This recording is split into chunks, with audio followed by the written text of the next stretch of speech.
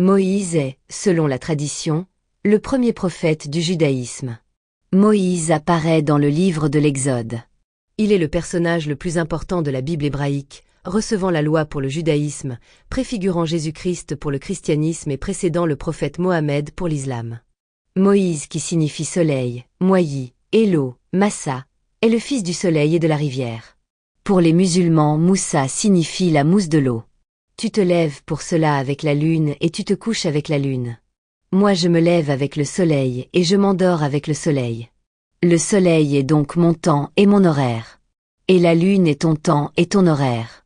Nous nous alternons comme Iwash, Juabak, et Jugramashwalt, Jugo. Tu es cependant la nuit et moi le jour. Dans Blish, Jugramashwalt et Juabak se succèdent en s'alternant de jour et de nuit. Telle est leur alliance. Sourate 113 ayat 1 et 3 dit « Je cherche protection auprès du Seigneur de l'aube naissante, contre le mal de l'obscurité quand elle s'approfondit. » Moïse est issu du soleil et des eaux. Voilà ce que son nom signifie. Les eaux de la rivière du Nil. Exode 2 versets 1 à 10. Un homme de la maison de Lévi avait pris pour femme une fille de Lévi. Cette femme devint enceinte et enfanta un fils. Elle vit qu'il était beau, et elle le cacha pendant 3 mois. Ne pouvant plus le cacher, elle prit une caisse de jonc, qu'elle enduisit de bitume et de pois. Elle y mit l'enfant, et le déposa parmi les roseaux, sur le bord du fleuve. La sœur de l'enfant se tint à quelque distance, pour savoir ce qui lui arriverait. La fille de Pharaon descendit au fleuve pour se baigner, et ses compagnes se promenèrent le long du fleuve. Elle aperçut la caisse au milieu des roseaux, et elle envoya sa servante pour la prendre. Elle l'ouvrit, et vit l'enfant, c'était un petit garçon qui pleurait. Elle en eut pitié, et elle dit, « C'est un enfant des Hébreux. » Alors la sœur de l'enfant dit à la fille de Pharaon, « Veux-tu que j'aille te chercher une nourrice parmi les femmes des Hébreux pour allaiter cet enfant ?»« Va, » lui répondit la fille de Pharaon. Et la jeune fille alla chercher la mère de l'enfant. La fille de Pharaon lui dit, « Emporte cet enfant, et allaite-le-moi, je te donnerai ton salaire. » La femme prit l'enfant, et l'allaita. Quand il eut grandi, elle l'amena à la fille de Pharaon, et il fut pour elle comme un fils. Elle lui donna le nom de Moïse, car, dit-elle, je l'ai retiré des eaux. Tout comme Massa signifie eau, Maï. Exode 7 verset 1 à 3. L'Éternel dit à Moïse, vois, je te fais Dieu pour Pharaon, et Aaron, ton frère, sera ton prophète.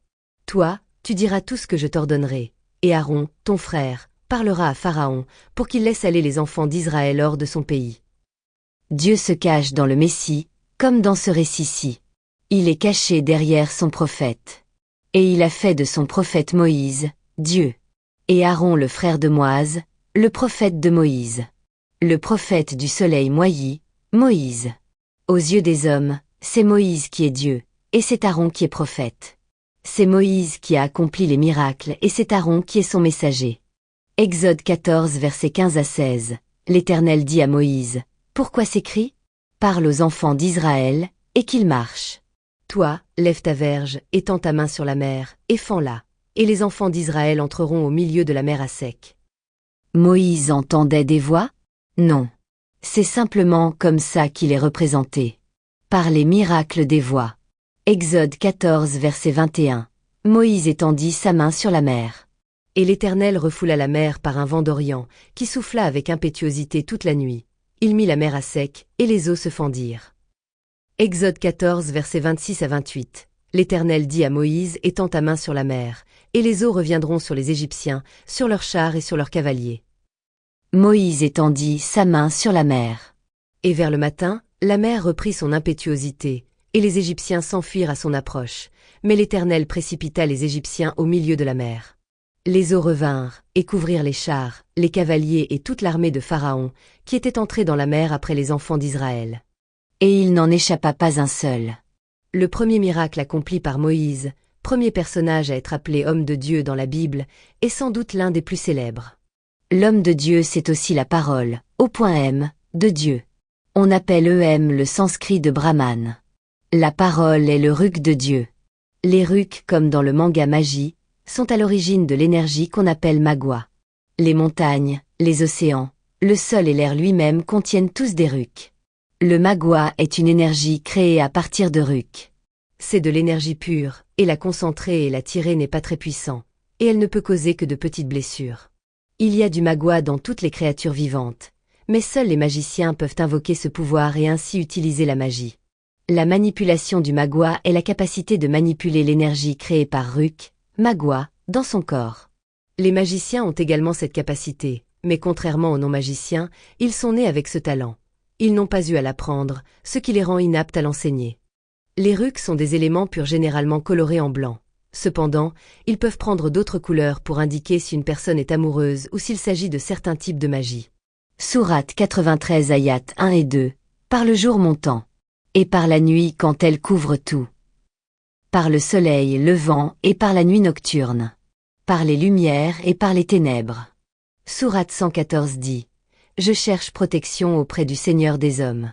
Le souverain des hommes, Dieu des hommes, contre le mal du mauvais conseiller, furtif, qui souffle le mal dans les poitrines des hommes, qu'il, le conseiller, soit un djinn ou un être humain. » Sourate 91 ayat 1 à 10, par le soleil et par sa clarté, et par la lune quand elle le luit, et par le jour quand il l'éclaire, et par la nuit quand elle l'enveloppe, et par le ciel et celui qui l'a construit, et par la terre et celui qui l'a étendu, et par l'âme et celui qui l'a harmonieusement façonné, et lui a alors inspiré son immortalité, de même que sa piété.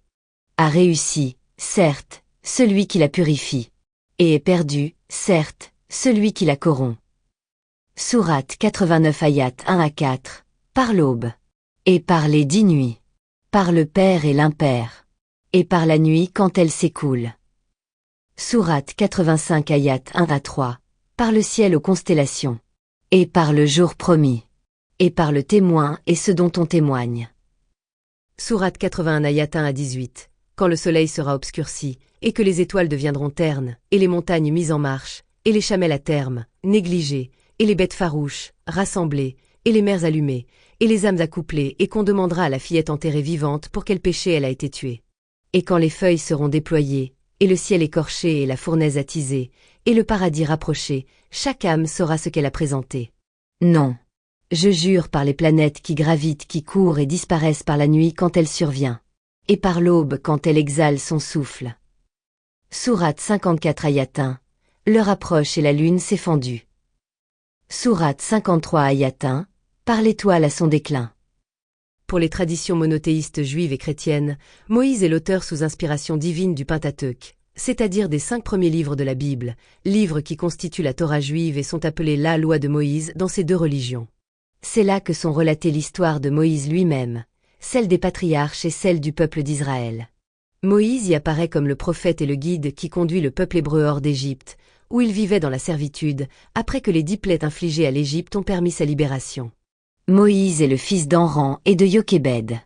Selon ces traditions, Moïse écrit également sous la dictée de Dieu le Décalogue et tout un ensemble de lois religieuses, sociales et alimentaires.